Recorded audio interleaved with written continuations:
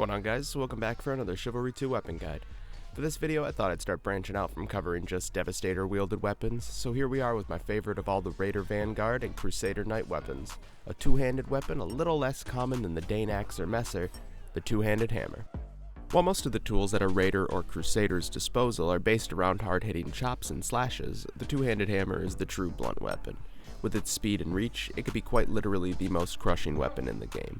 I find myself able to land hits that I never could with a less devastating blunt weapon such as the War Club, which requires quite a few hits to bring an opponent down due to its focus on speed and agility. The two-handed hammer is a traditionally powerful medieval weapon, with a very long and light shaft topped with a massive crushing hammerhead. This allows it to basically act as a hybrid between the Maul and the War Club, the slowest and fastest blunt weapons in Chivalry 2.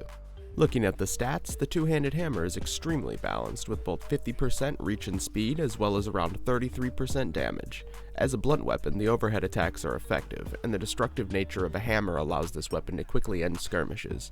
Its ability to function as a beautifully crafted baseline for blunt weapons is unmatched, and if you're playing as a raider, you can bring two of these bad boys into battle. Like all blunt weapons, the two-handed hammer deals plus 50% damage to knights and plus 35% damage to footmen.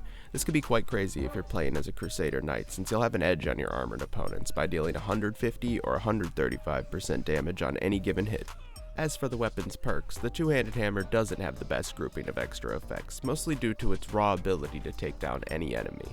Longer recovery, as the name suggests, means that it'll take a bit longer to recover from attacking, which slows you down and might get you killed. This is especially true if you're dealing with multiple enemies. Increased special damage can be great if you like to take people by surprise or tuck a highly damaging attack into your combos, if you can pull it off on a regular basis. But unfortunately, most people are trained to block or dodge special attacks at this point, so I find this perk somewhat useless. Basic attack stop on contact is the most important piece of any blunt weapon. Where swords and axes rely on a strong follow-through, blunt weapons excel by being able to throw attack after attack. Once your weapon strikes the opponent, the two-handed hammer is almost immediately able to throw a follow-up, often being the killing blow. The longer recovery does kick in, but doesn't seem to do enough in that short amount of time to prevent you from following up before they've even had a chance to think about their second attack.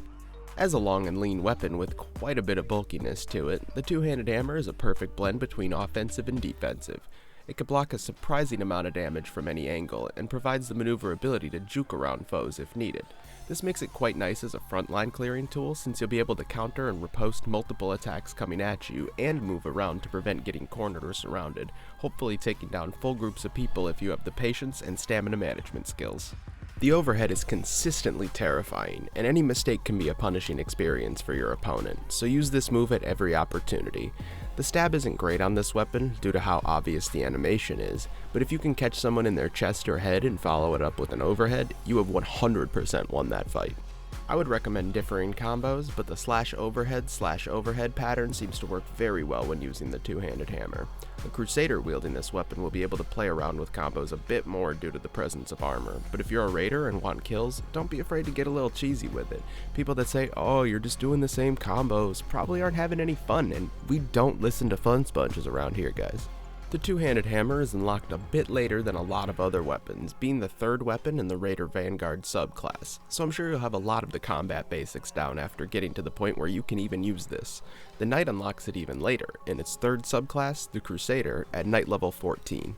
Now, if you need help getting to that point, check out my Chivalry 2 playlist and all the helpful tips and tricks I've put together for you to get better at ending lives in the best medieval slasher released to date. If you're just going to watch one video, please check out my combat guide for a comprehensive look at the skills available to you at any time, for any class except archers. Don't worry, archers, I have been thinking about you lately. I might even do a little guide for you long-range punks. As always, I have a question for you. What's the subclass or weapon you have the hardest time fighting against? Let me know in the comments section below. I hate spears. They are so unorthodox compared to other weapons, whether two-handed or one-handed, and I honestly still haven't figured out how to crush these opponents with anything but sweat and luck. Alright guys, that's it from me. If you enjoyed this video, you know what to do.